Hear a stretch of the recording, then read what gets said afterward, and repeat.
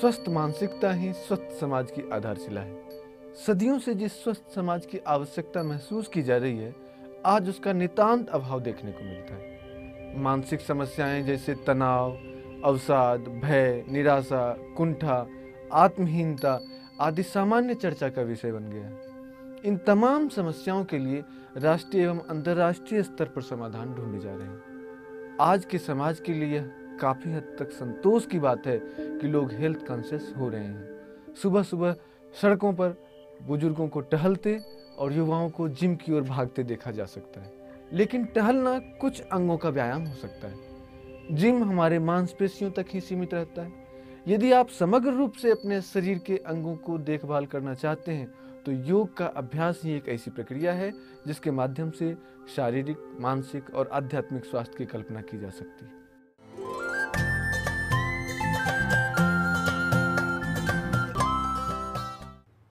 आइए आसनों से पूर्व अब हम प्रारंभ करते हैं वार्म अप एक्सरसाइज, जो कि हमारी बॉडी को हीट अप करता है, हमारे जॉइंट्स को खोलता है, मसल्स को लूज करता है और हमें तैयार करता है आसनों के अभ्यास के लिए। जंपिंग एक्सरसाइज से हम प्रारंभ करेंगे वार्म अप एक्सरसाइज। आइए प्रारंभ करें। अपने दोनों पैरों को आपस में मिला के रखेंगे, दोनों हाथों को मोड़कर कमर के पास लाएं और प्रारंभ करें जंपिंग एक्सरसाइज। इजी जंप से प्रारंभ करेंगे। 1 2 3 4 5 6 continue 1 to 20 time. Easy jump.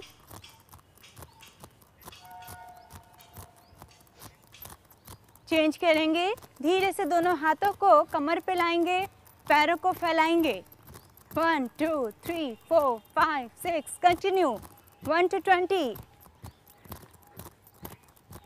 Continue करते रहेंगे। इसके बाद चेंज करेंगे, पैरों को आगे पीछे लाएंगे। स्टार्ट 1 2 3 4 5 6 7 8 9 10। कंटिन्यू करते रहेंगे।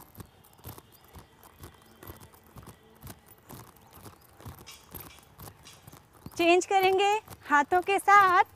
1 2 3 4 5 6। लगातार चेंज करेंगे 1 to 20 टाइम करने के बाद। 1 2 3 4 5 6 7 8 9 10। 1 to 20 टाइम। उसके बाद easy jump, normal breathe.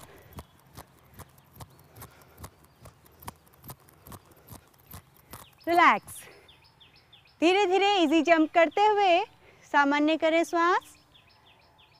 Body muscles loose, relax.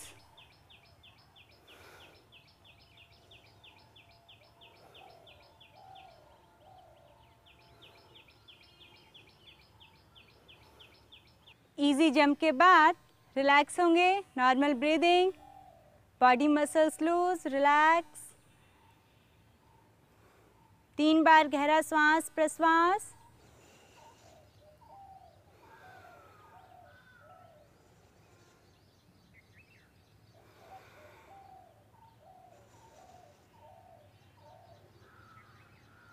तीन बार गहरा श्वास प्रश्वास करने के बाद सामान्य करें श्वासों को, नॉर्मल ब्रीदिंग। इसके बाद आगे की एक्सरसाइज, लास्ट एक्सरसाइज।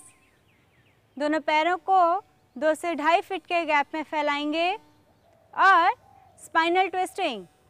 नीचे झुकेंगे, राइट हैंड लेफ्ट लेग के पास, गर्दन ऊपर की ओर ट्विस्ट करेंगे। उसके बाद लेफ्ट हैंड राइट लेग के पास, गर्दन ऊपर की ओर ट्विस्ट। कंटिन्यू 1 2 3 4 5 6 7।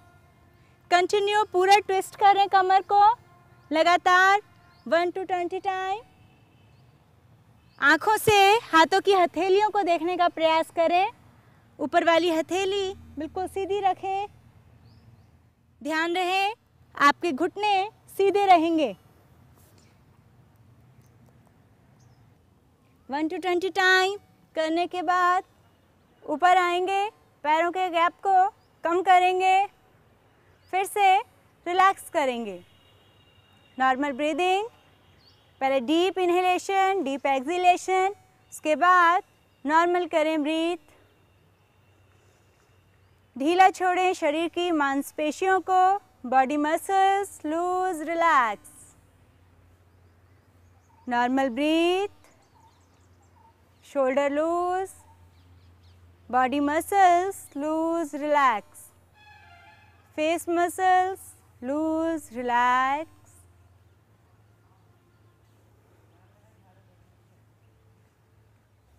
धीरे से आंखों को खोलेंगे।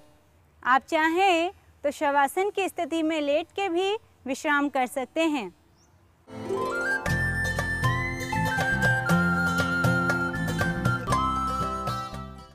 अष्टांग योग में वर्णित यम नियम अंगों का अनुष्ठान चलते फिरते उठते बैठते प्रत्येक समय किया जा सकता है, परंतु प्राणायाम, ध्यान, धारणा और समाधि में आधार आसन ही है।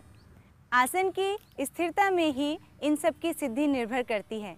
आध्यात्मिक तथा मानसिक उन्नति के साथ शारीरिक स्वास्थ्य के लिए भी योगासन पूर्णतः उपयोगी एवं अनुकूल है। आप भी इनसे लाभ उठाकर स्वस्थ, सुडौल, सुंदर शरीर वाले तथा दीर्घ आयु वाले बन सकते हैं। इसके लिए आज हम आपको बताते हैं उष्ट्रासन का अभ्यास। उष्ट्रासन संस्कृत में ऊंट को उष्ट कहा जाता है। इस आसन को करते हुए हमारे शरीर की आकृति ऊंट के समान हो जाती है, इसीलिए इसको उष्ट्रासन कहा जाता है। उष्ट्रासन नेत्रों के विकार तथा फेफड़े संबंधी रोगों में विशेष रूप से लाभकारी होता है। ये आसन पाचन शक्ति में वृद्धि करता है, हृदय विकार दूर करता है। इसी के साथ कुछ सावधानी भी हमें इस आसन में रखनी पड़ती हैं। सर्वाइकल स्पॉन्डिलाइटिस, डायरिया, हेडेक तथा हाइपरटेंशन वाले इसका अभ्यास न करें।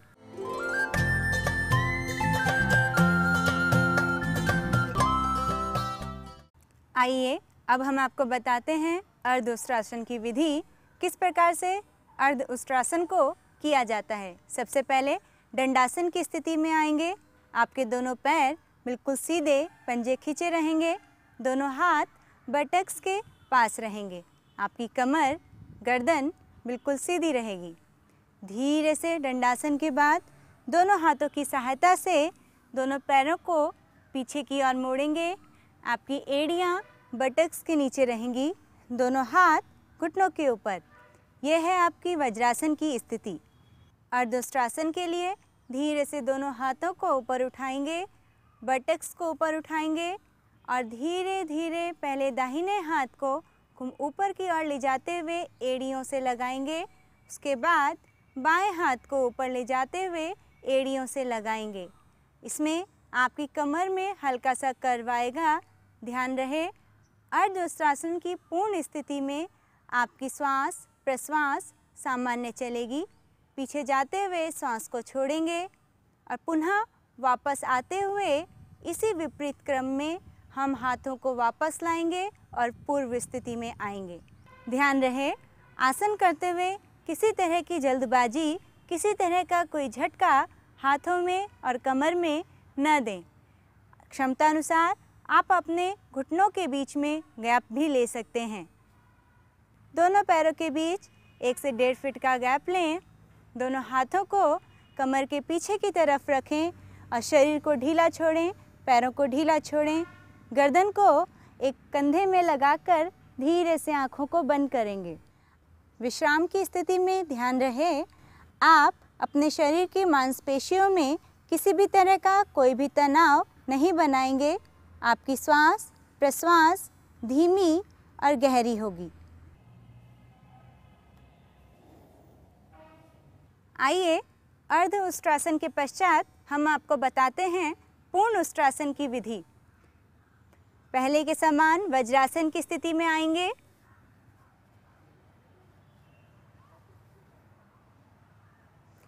पूर्ण उष्ट्रासन की स्थिति में दोनों हाथों को श्वास लेते हुए ऊपर उठाएंगे, कमर को सीधा करेंगे। श्वास को छोड़ते हुए दोनों हाथों को एक साथ पीछे ले जाते हुए एड़ियों पे रखेंगे।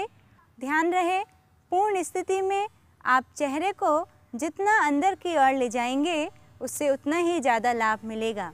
पर ध्यान रहे, किसी भी प्रकार की ज़बरदस्ती न करें, क्षमता अनुसार करने का प्रयास करें। क्षमता अनुसार आप पैरों के पंजों पे भी चेहरे को रख सकते हैं। प्रारंभ करते हैं पूर्ण उष्ट्रासन की प्रैक्टिस।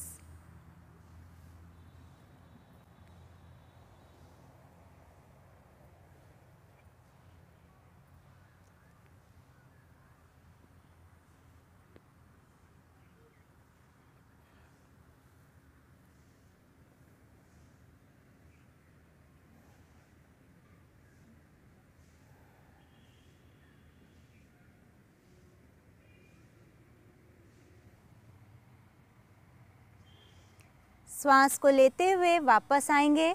श्वास को छोड़ते हुए पुनः हाथों को वज्रासन की स्थिति में रखेंगे। काउंटर पोज शशांक आसन वज्रासन को करने के पश्चात प्रारंभ करेंगे। हाथों को ऊपर करने के पश्चात श्वास को छोड़ते हुए आगे की ओर झुकेंगे।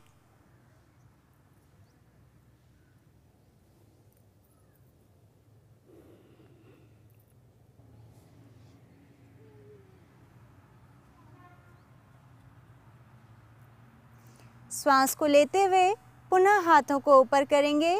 श्वास को छोड़ते हुए दोनों हाथ की हथेलियों को घुटनों के ऊपर लाएंगे। जितनी देर आप आसन की पूर्ण स्थिति में रहते हैं उससे आधा समय आप उसके काउंटर पोज में ज़रूर लगाएं। उष्ट्रासन करने के पश्चात हम अब करेंगे उसका काउंटर पोज शशांक आसन। शशांक आसन की स्थिति में धीरे से दोनों हाथों को श्वास लेते हुए ऊपर ले जाएंगे।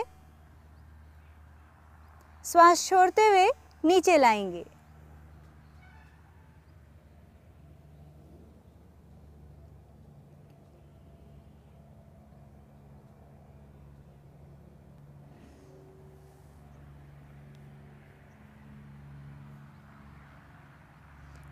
शशांक आसन की स्थिति में शरीर को ढीला छोड़ने के पश्चात श्वास लेते हुए ऊपर आएंगे। श्वास छोड़ते हुए पुनः हाथों को घुटनों के ऊपर रखेंगे, वज्रासन की स्थिति। इसके पश्चात दंडासन की स्थिति में आएंगे। धीरे से दोनों हाथों का सहारा लेते हुए पैरों को सीधा करेंगे। दोनों पैरों के बीच में 1 से 1.5 फीट का गैप लेंगे। दोनों हाथों की हथेलियां पीछे रखते हुए गर्दन को कंधे की ओर झुकाएंगे, आंखें बंद रखेंगे।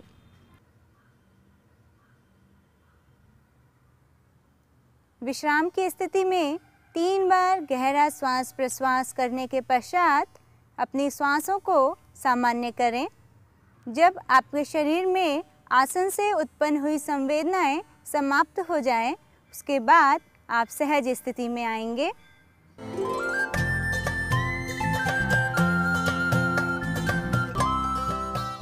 योग एंड हेल्थ के इस एपिसोड में डिजीज सेक्शन में हम आज चर्चा करेंगे इनडाइजेशन के विषय में और आपको बताएंगे इनडाइजेशन के लक्षण, कारण और यौगिक निदान के विषय में।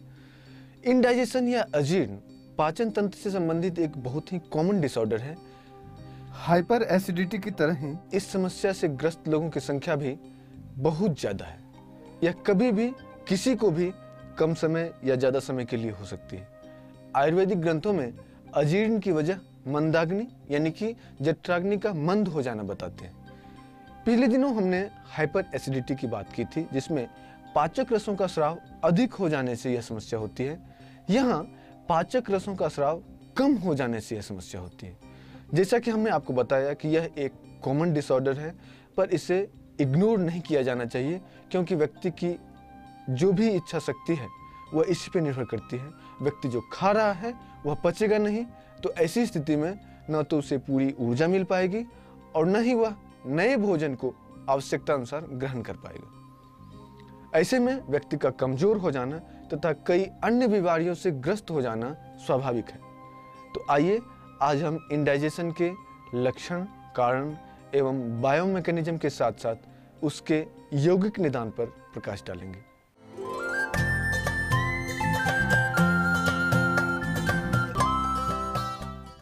सबसे पहले तो हम ये जानें कि यदि ये समस्या किसी को भी हो सकती है तो इसे डायग्नोस कैसे करेंगे, पहचानेंगे कैसे। दरअसल ये समस्या ऊपरी पाचन प्रणाली की है। इसके लिए इसमें स्टमक और आसपास के क्षेत्र प्रभावित होते हैं। यह प्रभाव कुछ ऐसा होता है कि पेट में भारीपन बना रहता है, भूख नहीं लगती, खट्टी तीखी डकारें आती हैं, आलस्य बना रहता है, किसी काम में मन नहीं लगता, कभी कभी पेट में तेज दर्द के साथ शौच जाने की इच्छा होती है, लेकिन पेट साफ नहीं होता। ऐसी कई तरह की परेशानियां होती हैं जिससे यह समस्या पहचानी जा सकती है। इन सभी तरह की अस्त व्यस्तता की वजह है हमारी खुद की अस्त व्यस्तता। मुख्य रूप से भोजन की अनियमितता एवं जीवन शैली या अनियमित दिनचर्या, जैसे दिन में सोना, रात में जगना। इसके अलावा यह समस्या भी साइकोसोमैटिक हो सकती है, यानी मानसिक समस्याएं जैसे चिंता, तनाव, भय, क्रोध आदि भावनात्मक असंतुलन भी इस समस्या के कारण है। आयुर्वेदिक ग्रंथों में इसे कफ की प्रधानता यानी वात, पित्त, कफ में से कफ की वृद्धि की वजह से जठराग्नि का मंद हो जाना और उसकी वजह से इंडाइजेशन का हो जाना कहा गया है।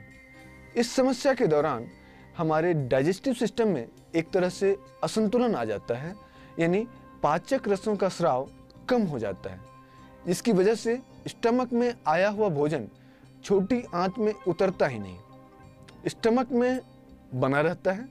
जो कुछ थोड़ा भोजन काइम में कन्वर्ट होकर ड्यूडेनम के माध्यम से जेजेनम तक पहुंचना भी है, उसमें ड्यूडेनम के कम स्राव के कारण उसका आसानी से एब्जॉर्प्शन नहीं हो पाता और वो वहीं छोटी आंत में रखा रहता है, बड़ी आंत में जाता नहीं।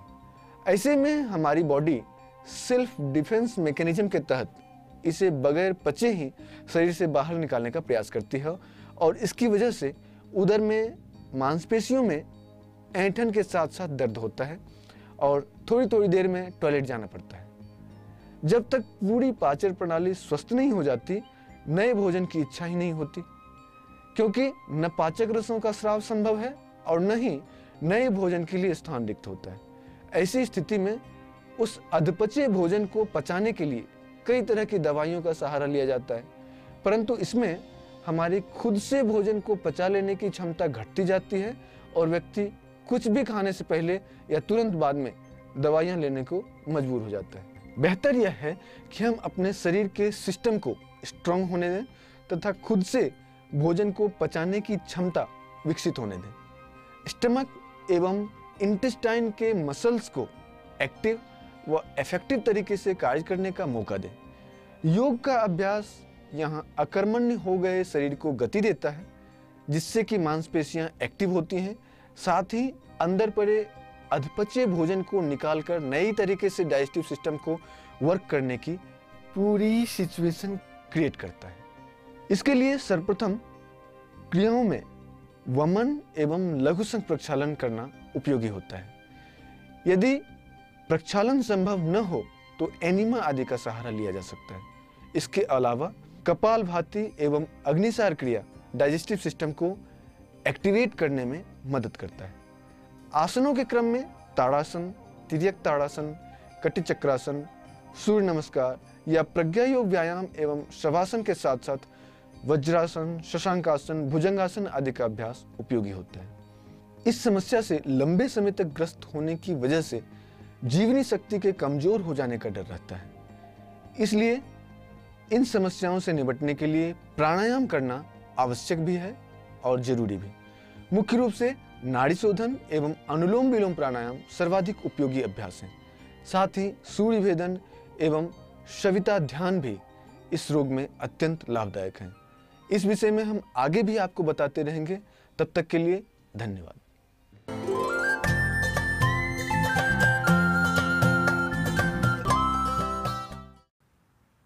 ततः क्षीयते प्रकाशावर्णम, अर्थात प्राणायाम के अभ्यास से प्रकाश पर पड़ा आवरण दूर हो जाता है। मनुस्मृति में कहा गया है, जैसे अग्नि से तपाए हुए स्वर्ण, रजत आदि धातु के मल जल जाते हैं, वैसे ही प्राणायाम द्वारा इंद्रियों में आ गए दोष विकार नष्ट हो जाते हैं। प्राणायाम का प्रभाव केवल इंद्रियों तक ही सीमित नहीं है, इससे देह, प्राण, मन के विकारों को भी दूर किया जा सकता है।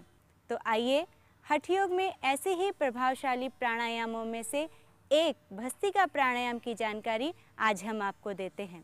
भस्त्रिका प्राणायाम को भस्त्रिका प्राणायाम क्यों कहते हैं, इसके बारे में हम आपको बताते हैं। भस्ता यानी कि लोहार की धौंकनी, प्राणायाम अर्थात प्राणों का विस्तार।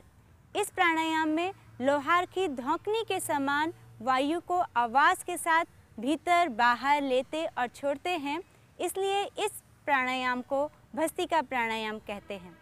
भस्त्रिका प्राणायाम से वात, पित्त, कफ आदि दोष दूर होते हैं तथा जठरा अग्नि प्रदीप्त होती है। शरीर के विषाक्त तत्वों को नष्ट करता है ये प्राणायाम, फेफड़ों के वायु कोशों को खोलता है। योग्य गुरु के मार्गदर्शन से लेकर धैर्यपूर्वक तथा सावधानी के साथ अभ्यास करने पर कुंडलिनी महाशक्ति जागृत होती है।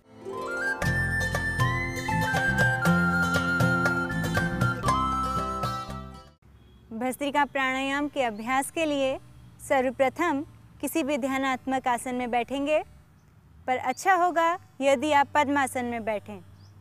दोनों हाथ की हथेलियां घुटनों के ऊपर रहेंगी, कमर गर्दन सीधी रहेगी।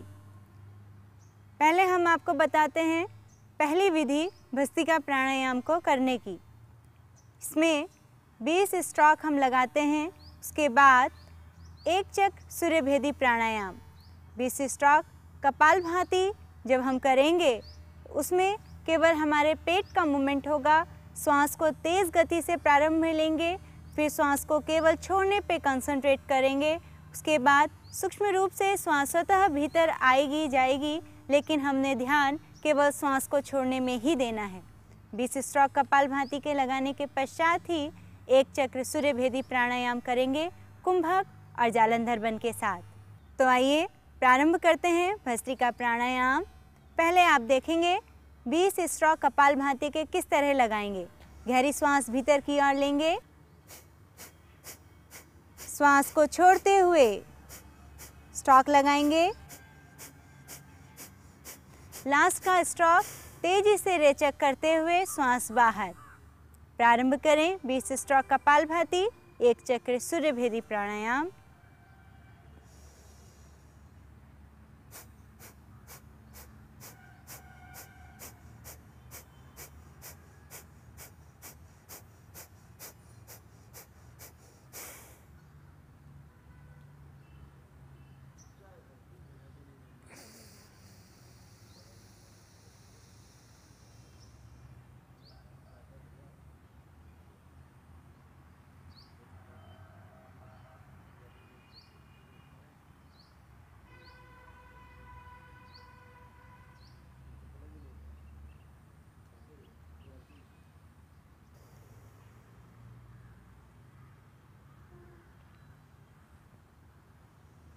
लगातार इस प्राणायाम का अभ्यास करते रहें।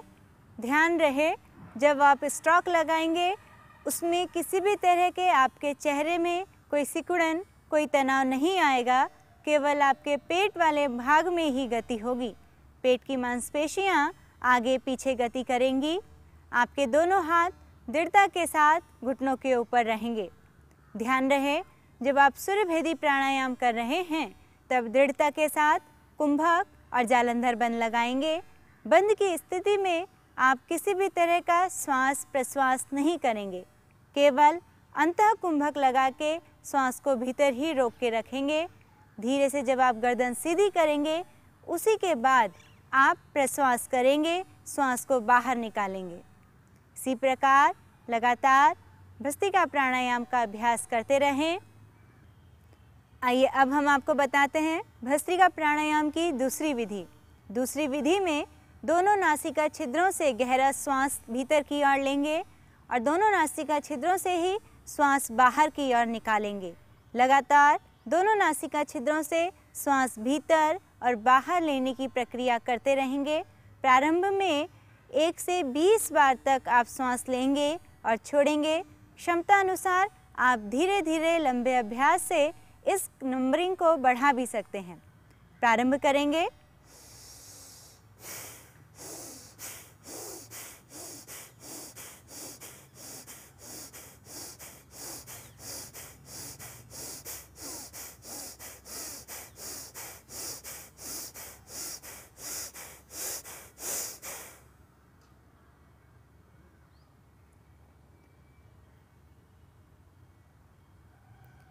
लगातार श्वास प्रश्वास लेने और छोड़ने के पश्चात कुछ देर शांत बैठेंगे। श्वास प्रश्वास की गति पर अपनी सजगता को बनाए रखेंगे। ध्यान रहे आपके चेहरे में किसी भी तरह की कोई भी सिकुड़न तनाव नहीं आएगा। पूर्ण क्षमता अनुसार करने के पश्चात विश्राम करें। विश्राम करने के बाद ही आप अगला क्रम प्रारंभ करें। ध्यान रहे आपकी आंखें बंद रहेंगी।